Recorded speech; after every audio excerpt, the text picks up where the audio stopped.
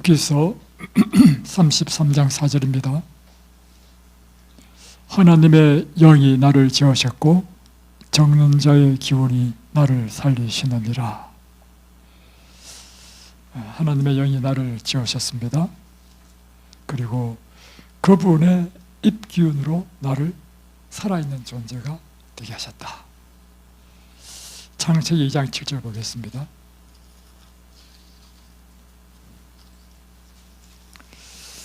여호와 하나님이 땅의 흙으로 사람을 지으시고 생기를 그 코에 불어넣으시니 사람이 생령, 살아있는 존재가 되었느니라. 자, 우리가 살아있는 존재가 되게 된 것은 이렇습니다. 하나님께서 먼저 흙으로 우리를 지으셨습니다. 그때는 형체만 갖추었지 생명을 얻지는 못했습니다. 그런데 하나님의 기운, 곧 그분이 생기를 그 코에 당신의 기운을 불어넣어 주시니까 그때부터 우리는 살아있는 존재가 되었다. 생명은 어디에 있습니까? 우리의 호흡에 있습니다. 그래서요, 음식물은 3주를 먹지 않아도 살 수 있습니다. 물은 3일을 먹지 않아도 살 수 있습니다. 그런데 공기는요, 3분만 호흡하지 않으면 죽습니다. 우리의 생명에 정말 아주 중요한 요소는 바로 이 공기입니다. 호흡하는 것입니다. 그래서 오늘은 생명의 공기를 마시라, 이런 제목으로 말씀을 좀 준비했습니다. 우리가 일반적으로 마시는 산소는, 공기는 사실 산소로만 구성된 것이 아니죠. 우리가 마시는 공기는 78%가 질소입니다. 그리고 21%만 산소입니다. 그리고 1%는 나머지 기체로 되어 있습니다. 그런데 사실 78%의 질소와 1%의 다른 공기들도요, 무엇을 위해서 있냐면 21%의 산소의 적정한 농도를 위하여 존재합니다. 그래서 자, 이것은 우리 생명 유지에 굉장히 중요한 것인데요, 이것은 산소는, 공기는 우리의 에너지를 생산하는 것과 관계 있기 때문입니다. 자, 우리가 이제 자동차를 보겠습니다. 자동차입니다. 사실 이 자동차의 핵심은 어디 있냐면요, 자동차의 심장은 뭐예요? 엔진입니다. 이 엔진이 어떻게 되어 있냐면 실린더가 있어요. 실린더가 몇 기통 몇 기통 하는 것은 이 실린더가 몇 개 있느냐는 문제인데, 이 실린더를 크게 그려보면 이렇죠. 이 엔진이 이렇게 실린더가 있습니다. 플러그가 있고, 자, 이렇게 있는데요, 한쪽에는 휘발유를 분사시킵니다. 뭐 경유차 같은 게 경유겠죠. 아주 가는 스프레이처럼 분사를 확 시켜요. 다음에 또 한 곳에는 산소를 집어넣어 줍니다. 그러면 이제 산소가 섞였을 때 이게 플러그에서 이 스파크를 탁 일으키면 불꽃을 튀긴단 말이에요. 그러면 이 불꽃에 산소가 있고 휘발유가 있으니까 폭발하죠. 그 폭발의 힘으로 실린더가 있는데, 이 쫙 이제 압축 시킨 상태에서 폭발하니까 그 폭발력으로 밀려내리게 있죠. 그러면서 이것이 왔다 갔다 하는 피스톤 운동에 의해서 이 엔진이 나간단 말이에요. 그러니까 이 자동차의 에너지를 만드는 곳은 엔진이라. 그럴 때 연료는 휘발유와 산소가 됩니다. 산소. 사람도 똑같아요. 사람에서 이 엔진은 어디냐면요, 심장이 아니고요, 우리 몸의 60조기를 이루는 각 세포 속에 엔진이 다 있어요. 그 엔진이 미토콘드리아입니다. 자,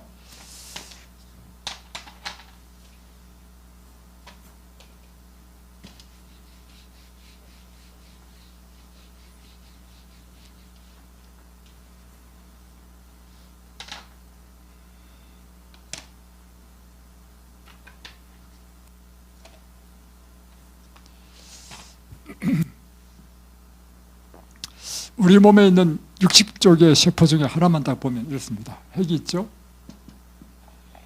다음에 이 미토콘드리아가 있습니다.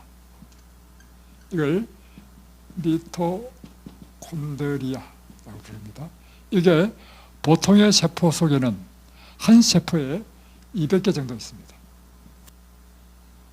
근데 이것이 무엇이 공급되느냐 하면 적혈구를 통해서, 모세혈관이죠. 모세혈관을 통해서 적혈구에서 이 미토콘드리아에 당과 산소를 공급합니다. 그러면 이 미토콘드리아에서 이 당이 뭐냐면 휘발유야. 산소는 태우는 산소죠. 미토콘드리아에서 그것을 태워가지고 에너지를 만들어냅니다. 그래서 세포 하나당, 한 미토콘드리아당 38 ATP를 만들어낸다는 거죠. ATP는 에너지의 단위로 봅니다. 그래서 이 에너지로 우리가 지금 이렇게 활동하고 눈도 깜빡거리고 말도 하고 호흡도 하고 한단 말이에요. 그런데 만약에 이 세포에 산소가 부족하면 어떻게 될까요? 에너지를 생산 못합니다. 제가 어떤 경험을 했냐면 옛날에 차를 몰고 가는데 갑자기 속도가 뚝 떨어지는 겁니다. 뚝 떨어지면서 제가 백밀러를 보니까 이 차가 시커먼 매연을 막 품어내. 그래서 이 차가 왜 속도가 안 나가지? 엑셀레이터 더 밟았지. 점점점 떨어지는 거예요. 그래서 차를 세웠어요. 왜 그런가 가지고 차를 돌아보니까 참, 차 이 앞바퀴 앞에 있죠. 앞에 이 본네트잖아요. 본네트. 일로 사실 공기가 들어가요. 공기가 들어가지고 그 공기를 태운단 말이에요. 근데 이 본네트에 스티로폴이 하나 딱 막혀가지고 공기를 막고 있어요. 그래서 이 스티로폴을 떼버렸어. 떼니까 다시 잘 나가더라고. 아, 그렇구나. 여러분의 몸에도요, 산소가 공급되지 않으면 일어나는 일이요, 에너지 생산이 안 돼. 사람이 활력이 없어. 에너지 생산이 안 되면 그때부터 일어나는 여러 가지 질병이 있습니다. 면역이 떨어지죠. 활력이 없어지죠. 그래서 누가 이야기했냐? 저 일본의 노구치 히데요시는 이렇게 이야기했습니다. 일본 의학 박사인데요. 모든 병의 원인은 산소 결핍증이다. 궁극적으로 여러분의 질병은요, 여러분의 세포 속에 무엇이 공급 안 돼가지고 산소가 제대로 공급 안 되면은 모든 질병의 첫 번째 원인은 산소 부족이라는 것입니다. 이 산소의 부족이 일어나면 세포가 자기 기능을 제대로 하지 못하고 에너지를 생산 못하니까 여기서부터 만병이 생기는 거예요. 만병이. 그리고 아스키튼 박사님은 이렇게 하겠습니다. 모든 만성적인 통증과 질병의 원인은 세포의 산소 공급이 부족하기 때문이다. 여러분, 산소는요, 우리의 건강에 굉장히 중요합니다. 여러분의 질병을 치유하는 방법도 나왔는데요, 여러분 몸에 충분한 산소, 깨끗하고 신선한 공기를 공급해주면 여러분의 세포들이요, 다 정상적으로 활동하기 때문에 치료가 모든 병에서 치료됩니다. 자, 그래서요, 이 엘렌 G 화이트 쓴 건강생활의 지혜를 보면요, 여기에 대해서 놀라운 말씀을 했습니다. 보면 이렇게 되어 있습니다. 음식 없이는 살 수 있어도 공기 없이는 살 수 없다. 공기는 하나님께서 준비하신 폐를 위한 양식이다. 또 어떤 말씀이 있냐면 치료봉사 330페이지에 보면 생기를 주는 하늘의 공기를 마시라. 여기서 뭐라 했냐면 뭘 주는? 생기를 주는 하늘의 공기를 마시라. 그러니까 여러분, 이 공기가 뭘 준다고요? 여러분에게 생명의 기운을 주는 것이 공기라고 하는 것입니다. 그런데 보세요. 이것을 이야기했을 때가 몇 년도냐면 1863년입니다. 이 건강기별을 받았을 때 이 기별을 받았단 말이에요. 그런데 그 당시의 상황이 어떤 상황이냐면 자료를 보면 이렇게 되어 있습니다. 그 당시에는 사람들의 생각이 뭐냐면 질병은 외부 공기, 특별히 찬 공기가 질병을 유발한다. 그래서 모든 가정과 직장과 병원조차에서도 뭘 했냐면 외부로부터 공기 유입을 차단하는 것이 그 당시에 사람들이 갖고 있는 상식이었다는 것입니다. 이런 상황에서 그래서 이제 그들은 건강을 위해서 신선한 공기의 순환을 일부러 차단하는 것이 좋다고 믿었던 그 시대에 엘렌 G. 화이트 한 말이 뭐냐면 하늘의 공기를 마시라. 이 공기는 생명의 기운이다. 이렇게 말을 했고, 또 하나는 가려 뽑은 기별 2권에는 이렇게 기록했습니다. 신선한 공기로 말미암아 환자들은 더욱 신속히 건강을 회복하게 될 것이다. 그러니까 그 당시에 일반적인 사람들이 생각했던 것이 완전히 반대의 기별을 준 것이에요. 그래서 그 당시에는 혁명적인 기별이었습니다. 또 보세요. 건강한 생활 157페이지는 신선한 공기야말로 환자에게 기가 막힌 좋은 약이다. 무엇이요? 환자들에게는요, 기가 막힌 좋은 약이 뭐냐면 신선한 공기라고 하는 것입니다. 그리고 이것을 어떻게 표현했냐면 이것은 그들에게 음식보다 더 중요하다. 여러분이 먹는 음식보다 더 중요한 게 뭐라고요? 공기라고 하는 것입니다. 그리고 치료봉사 249페이지는 이렇게 기록하고 있습니다. 깨끗하고 신선한 공기의 영향은 신체 조직 전반에 걸쳐서 혈액순환을 원활하게 한다. 공기가 들어오면 이것이 우리에게 미치는 영향은 첫 번째 혈액순환을 돕는다는 것입니다. 그리고 식욕을 정진시키고 음식의 소화를 돕고 깊은 단잠을 자게 한다.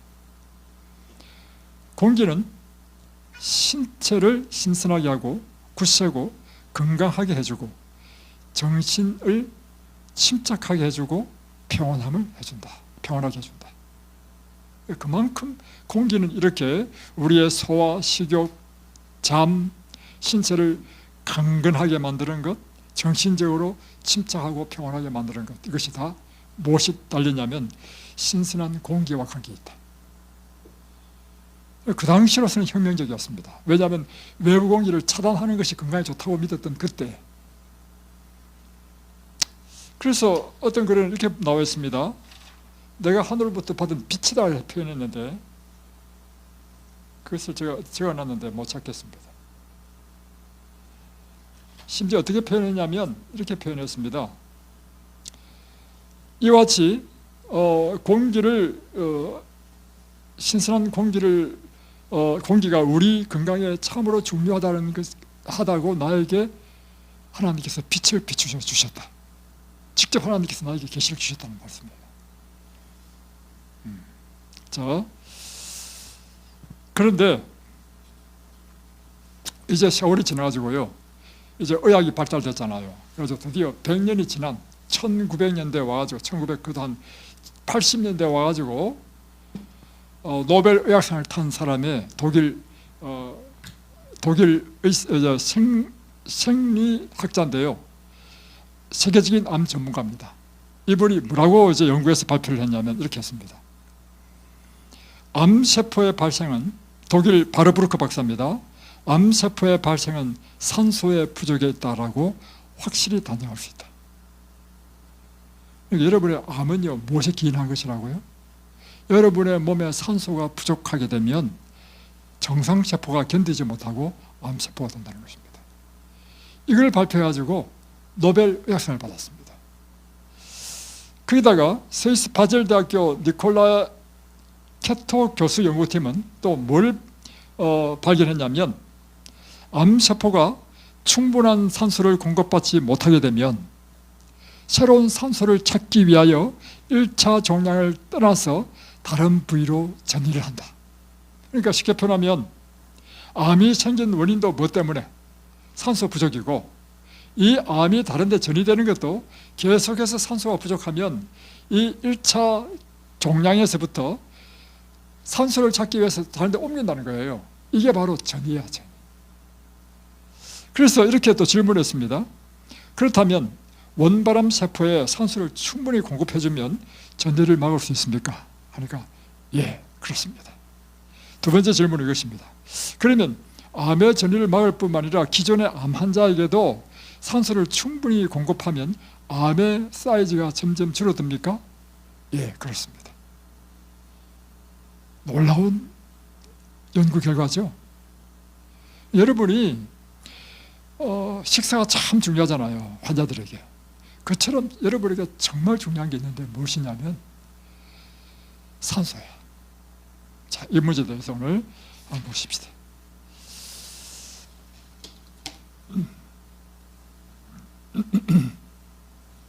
자, 오늘날 그런데 많은 사람들이 산소 결핍에 걸리는 이유가 무엇인가?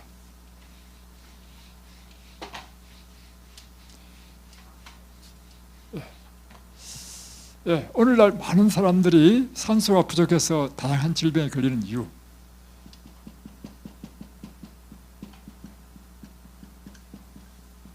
첫 번째는 대부분의 사람들이요, 얕은 호흡을 합니다.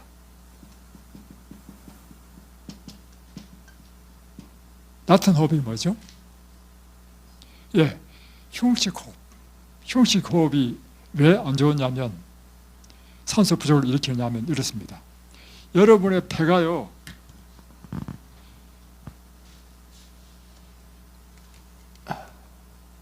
자, 이걸 보십시오. 이걸 보시면 폐가 어떻게 생겼냐면요, 이렇게 생겼습니다. 다시 표현하면 윗부분은 좁고요, 아랫부분이 넓습니다. 그래서 여러분이 산소를 충분히 공급하기 위해서는 어떻게 호흡해야 되느냐면 복식 호흡을 해야 돼. 여기에 공기가 들어오도록 깊이 호흡을 해야 돼. 근데 대부분의 사람들은요, 흉식 호흡, 얕은 호흡을 한단 말이에요. 그러니까 산소가 부족해지는 거라. 다음에 두 번째 이유는요,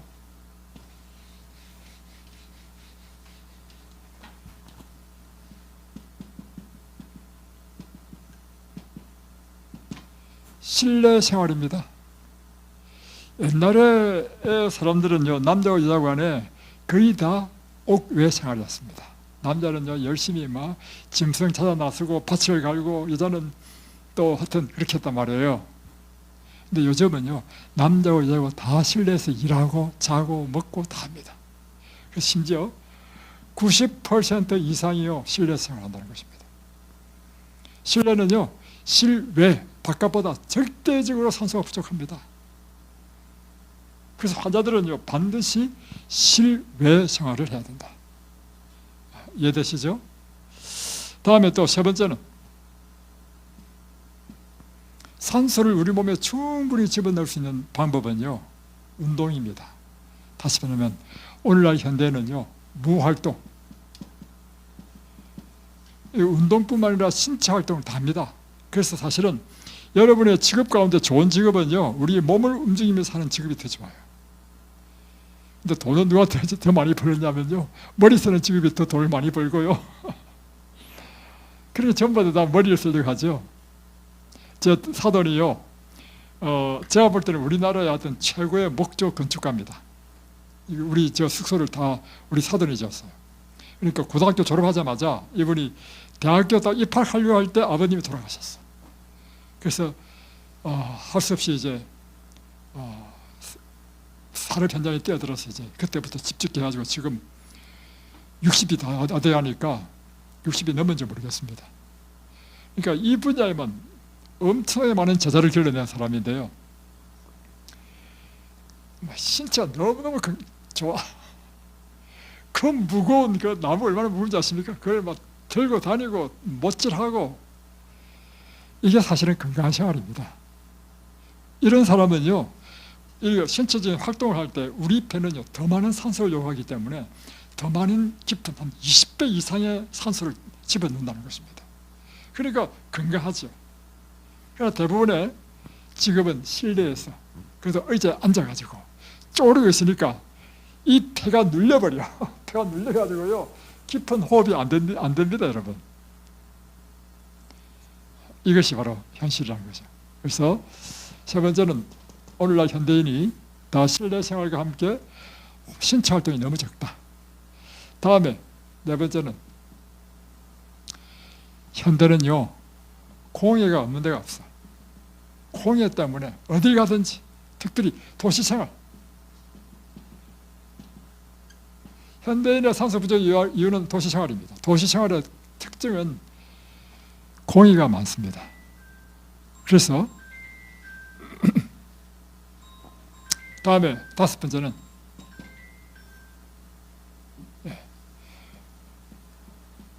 음이온이 적은 지역에 산다는 것입니다. 음이온, 다시 말하면 양이온이 많은 지역에 사람들이 살기 때문에 산소가 부족하다는 것입니다. 양이온은요, 이런 도시생활, 공장지대 이런 데가 양이온이 많은 곳입니다. 도시인의 현실은요, 두 가지 문제가 가지고 있습니다. 하나는 대기오염입니다. 두 번째는 실내 오염입니다. 이 두 가지 문제 때문에 도시인들이요, 질병이 많습니다. 결국 이게 무슨 문제예요? 공기의 문제인 것입니다. 자, 이 도심의 대기 문제는요, 미세먼지, 초미세먼지,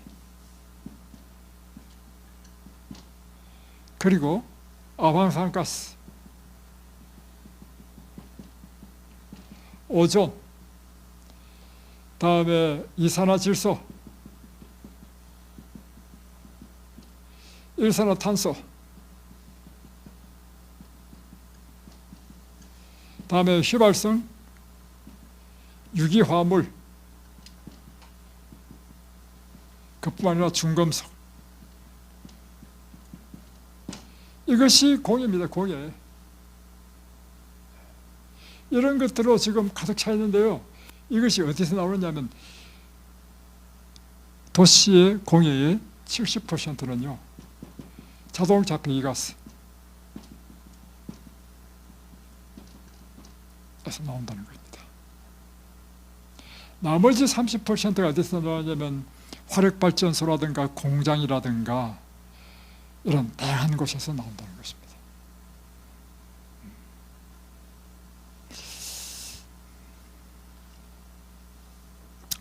그래서요,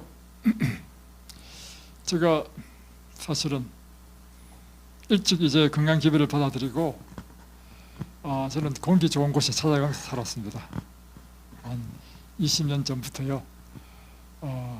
저 광릉 수목원 뒷산에 있는, 뒤쪽에 있는 산 밑에 그곳에 이제 집을 짓고 살았단 말입니다.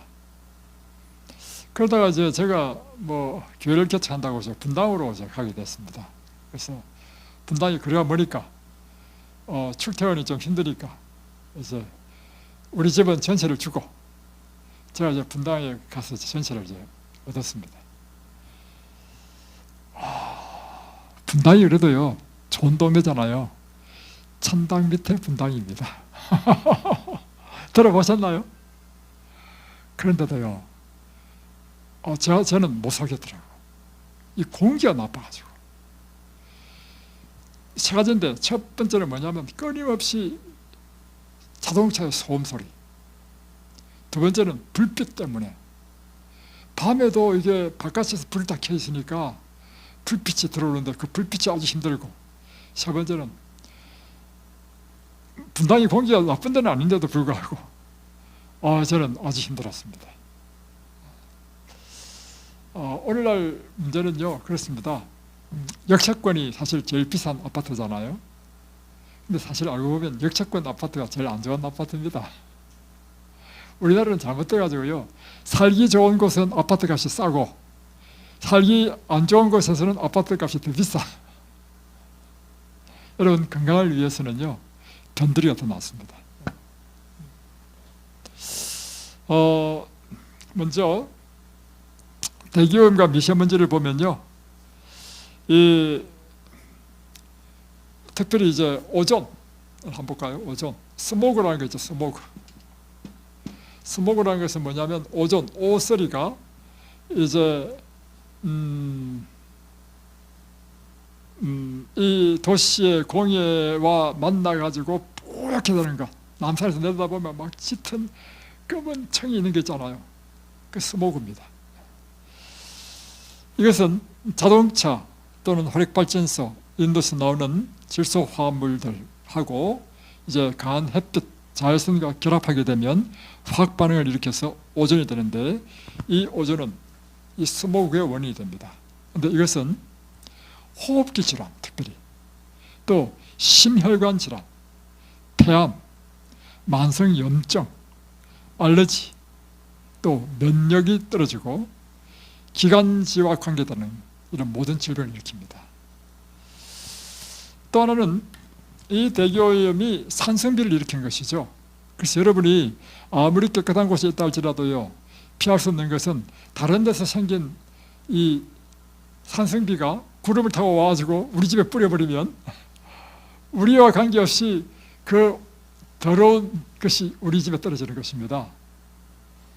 그래서 산성비는 이렇게 되는 것입니다.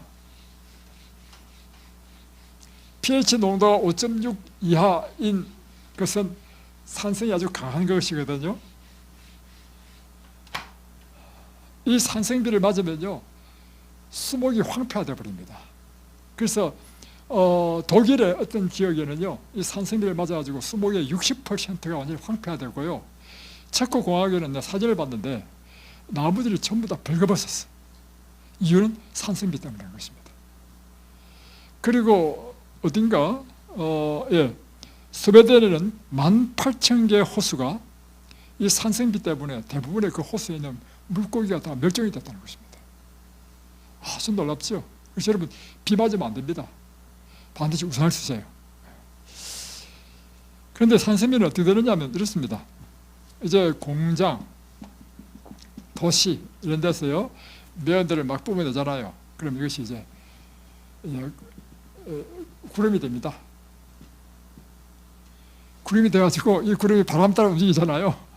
멀찌한 데 와가지고 여기 좀 깨끗한 청정지역, 우리는 지금 청정지역에 산다고 청정지역에 사는데 이 청정지역에 와가지고 막 비를 뿌려버려. 그러면요, 아무리 청정지역이라 하더라도 물고기 죽고요, 이 나무들은 다 황폐화돼 버립니다. 참 무섭죠. 그런데 이것보다도 더 큰 문제는요, 실내 오염이라는 것입니다. 자, 실내 공기는 더 심각합니다. 왜 더 심각하냐? 그래서 여러분이 환자일 경우에는요, 반드시 시골에 살아야 되고, 여러분이 요양을 해야 된다면요, 도시에 있는 요양원에 가시면 안 됩니다, 여러분. 요양원의 첫 번째 조건은요, 공기가 좋은 곳이 여러분의 첫 번째 조건이 돼야 됩니다. 공기가 여러분의 치료하는 치료제입니다. 네. 자, 그래서 옛날에 제가 살던 그 곳에도요, 저 땅이 있고 밭이 한 650평이 있었습니다. 그러나 내가 볼 때 지금 옛날에는 좋았지만 지금은 많이 도시화됐어요. 그래서 적합지 않다. 그래서 이 산골로 온 거 아니에요. 요양을 하기 위해서. 자, 다음에 실내 공기에 대해서 보십시다. 실외. 그래서 건강생활의 죄를 보십시오. 가급적이면 환자는요, 실내보다는 실외, 밖에서 생활하라. 운동도요, 실내에서 할 수 있잖아요. 그러나 엘렌 G 화이트가 말한 운동은요, 반드시 앞에 딱 붙는 게 있습니다. 옥외 활동, 옥외 운동, 이렇게. 제일 좋은 것은요, 바깥에서 사는 것입니다. 그런데 이제 우리가 이제 실내에 살 수밖에 없는 경우가 있죠. 비가 오거나 날씨가 너무 춥거나. 그래서 오늘은요, 또 공기에 대한 것을 배우게 됐기 때문에 체조를 바깥에서 하겠습니다. 이 바깥에 길가에서 쭉 써서 하면 됩니다. 자, 실내 공기는 아주 치명적입니다. 왜 치명적이냐면 갇혀 있어요. 한정돼. 갇혀 있으면서요, 자주 환기를 안 시킬 때 점점 오염의 농도가 커집니다. 두 번째는 집이 있잖아요. 집이 이렇게 집이 있으면 이 집에 있는 모든 것이요, 우리에게 건강에 해로운 화학물질을 냅니다. 건축할 때 건축의 모든 재료가요 다 화학약품입니다. 페인트 칠, 심지어 도배를 했다 할지라도. 두 번째는 여러분이 설치하는 가구 다 칠하죠. 가구에서 나오는 포름알데히드라고 하는 그 독한 물질. 다음에 심지어 옛날에 무슨 어디 좋다 해가지고 침대 나왔는데 알고 보니까 침대에서 라돈이 검출돼가지고 다 폐기 처분한 거 있죠. 침대라든지. 그래서 여러분, 절대로 여러분 집에 카펫을 깔지 마십시오. 카페트에서 물질이 나올 뿐만 아니라 카페트는요, 좋은 양탄자 있잖아요. 그게 다 털이거든요. 동물의 털. 기관지 나쁜 사람들은요, 우리 눈에는 보이지 않지만 그 털이 다 빠져. 이게 아주 심각한 문제가 생깁니다. 그래서 제가 옛날에는 카펫을, 사실 카펫을 깔면 얼마나 멋있습니까? 그래서 카펫을 집에 딱 깔았단 말이에요. 그런데 자꾸 기침이 나. 저는 폐가 가기 때문에 민감하단 말이에요. 그래서 카펫을 다 치워버렸습니다. 그 다음부터 괜찮아. 네. 특별히 여러분이 금해야 될 게 있는데요, 집안에 짐승 키우지 마십시오. 개, 고양이. 요즘 얼마나 사람들이 외로운지, 왜 개와 고양이를 키우는지 이유를 알겠더라고. 외롭다는 것입니다. 두 번째는 사람은 믿을 수가 없어. 배신을 해. 근데 개와 고양이는 절대 배신 안 해. 그래가지고 그 외로움도 달래고 개와 고양이를 키우는 사람이 너무 많은데요, 이거요 절대로 금지입니다. 개, 고양이에서 털이 나오는데 노지현 씨 아들은 그 죽은 사인이요, 애완용 개를 집 안에 키웠는데 폐에 그 털이 꽉 차 죽었다잖아요. 어떤 분이 이곳에 자기 애완개를 좀 데리고 올 수 있냐고. 안 됩니다.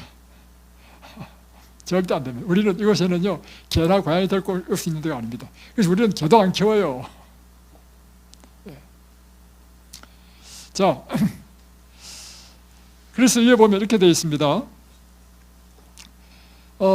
이게 어디 나오는 거냐면, 현대인이 하루에 90% 이상이 실내에서 있고요, 다음에 미국 환경보호청에서 연구한 것인데, 실내 공기 오염은 실외보다 2배, 5배, 심지어 100배나 더 오염되어 있다.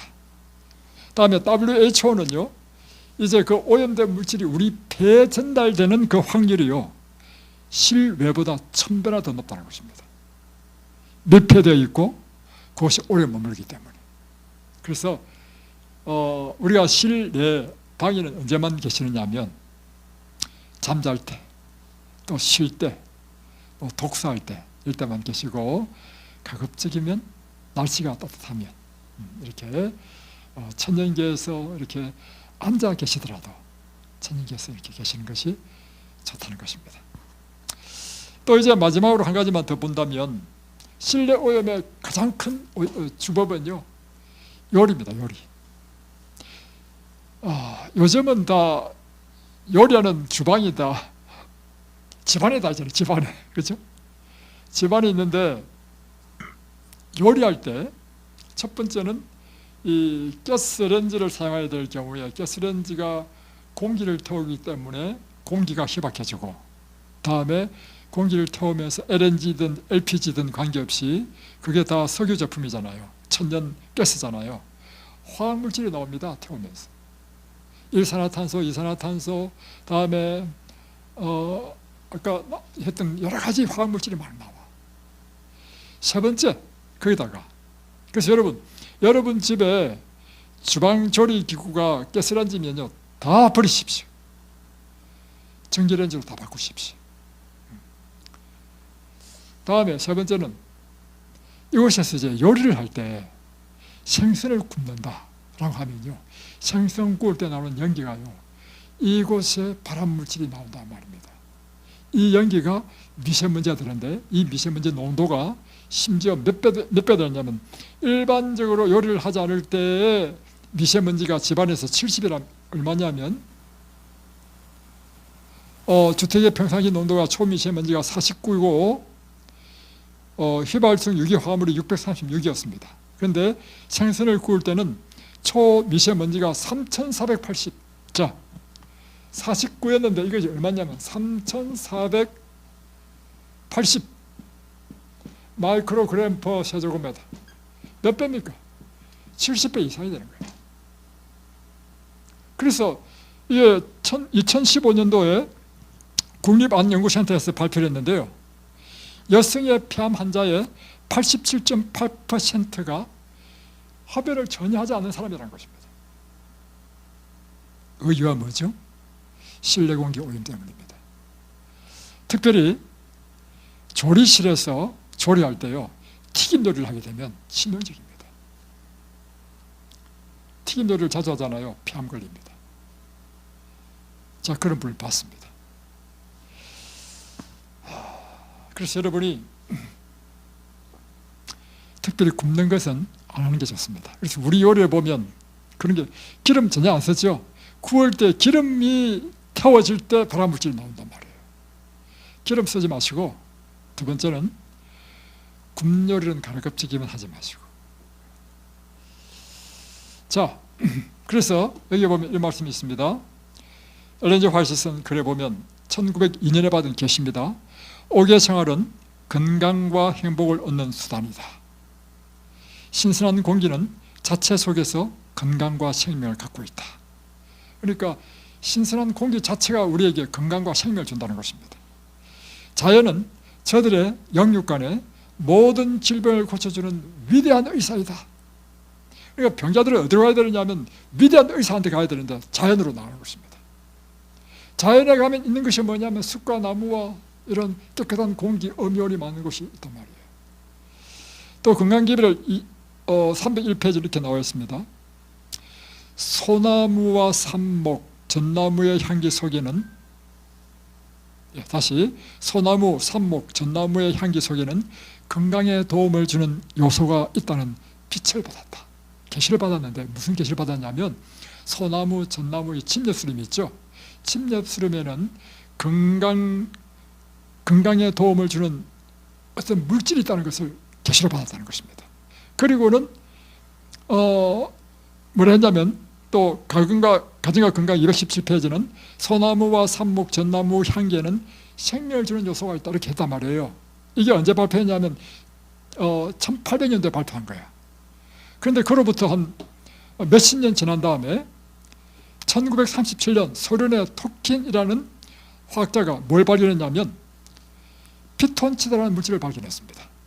침엽수림에는 특별히 피톤치드라는 이 화학물질이 나오는데, 이 화학물질이 병균을 죽이고 항암, 항균에 작용을 하는 물질이라는 사실을 발견했습니다. 그러니까 보세요. 1800년대에 특별히 침엽수림에는 생명의 요소가 있는 물질이 나온다라고 했는데, 1937년에 소련의 토킨이라는 사람이 발견해가지고 이름을 붙였는데, 그 이름이 뭐냐면 피톤치드라는 이름을 붙였습니다. 자, 피톤치드는 뭐냐면, 피톤은 식물이라는 뜻이고요, 치드는 죽이다는 뜻입니다. 두 개를 피톤, 치드 이렇게 가지고 붙여서 피톤치드라는 이름을 붙인 거예요. 이것은 식물이 자기를 보호하기 위해서 어떤 벌레를 쫓기 위하여 내는 물질이라는 뜻입니다. 근데 이것이 알고 보니까 이 전나무, 침엽수림 이런 데서 많이 나오는데, 항암작용, 항균작용, 항바리작용, 그리고 면역력을 높여주고 심폐기능을 강화시켜주고 혈압을 조절해주고 콜레스테롤을 개선해 주더라 하는 것입니다. 자, 이제 마지막으로 이제 우리가 그러면 이와 같이 우리 생명이 아주 중요한 요소인 이 산소를 우리 몸에 충분하게 많이 넣을 수 있는 방법은 무엇인가? 중요하죠? 첫 번째, 자세가 발라야 됩니다. 폐가 이렇게 생겼습니다. 그죠? 이렇게 생겼죠, 그죠? 위에는 이게 좁아요. 밑에가 넓어. 이 몸이 이게 눌리면 이 부분이 숨을 못 쉬어. 그래서 자세가 딱 발라야 되는 이유가 뭐냐면 넓은 이 폐에서 충분히 산소를 호흡하기 위해서 자세가 발라야 된다. 예, 이렇게 딱 바르게. 구부정하면 안 돼요. 딱 바르게.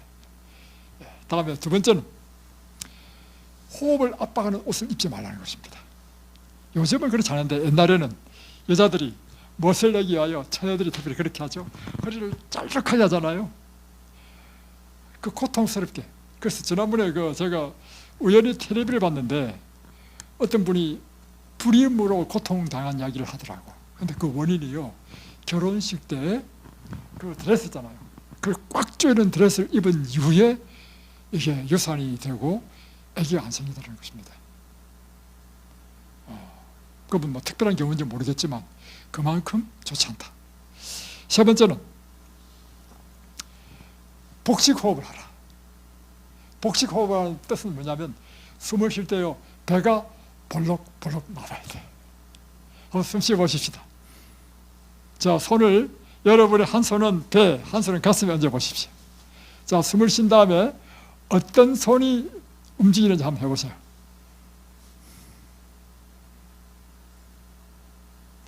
밑에 손 댄 게 움직입니까?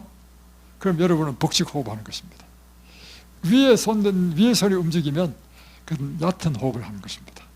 그래서 여러분이 의식적으로 깊은 복식호흡을 하시겠듯이 바랍니다. 다음에 중요한 것, 옥외생활. 옥외생활, 바깥에 있는 것 자체만으로도 여러분은요, 실내에 있는 것보다도 엄청나게 많은 산소를 호흡합니다. 다음에 또 한 가지, 신체 활동을 많이 하라. 이것이 꼭 여러분이 뭐 목적 가지고 운동하는 것뿐만 아니라 여러분이 몸을 움직이는 건 모든 것이 다 운동입니다. 그러니까 여러분이 밥하고 빨래하고 청소하고 다음에 씨 뿌리고 밭 깔고 하는 것도 다 포함하는 것입니다. 다음에 그래서 운동할 때는 20배 이상의 산소가 들어온다 했죠. 다음에 이제 여러분이 하셔야 될 중요한 게 있는데요, 환기를 자주 하라. 겨울에 추워서 문을 꽉 닫을 수밖에 없죠. 감기 걸리면 안 되니까. 그러나 자기 전에 한번 문을 확 열고 환기시킨 다음에 문을 탁 닫고, 아침에 일어나면 제일 먼저 문을 확 열고 환기시키고 닫고, 또 낮에도 가끔씩 환기를 쫙 시키고 닫고, 이렇게 하면 여러분이 이제 건강한 삶을 얻게 될 것입니다. 다시 한번 제가 읽고 말씀을 마치겠습니다. 옥외생활은 건강과 행복을 얻는 수단이다. 자연은 저들의 영육 간의 모든 질병을 고쳐주는 위대한 의사이다. 무엇이요? 자연. 오늘 이 위대한 의사와 함께 오늘도 건강한 행복한 하루가 되시기를 주의 이름으로 축복합니다. 기도하겠습니다.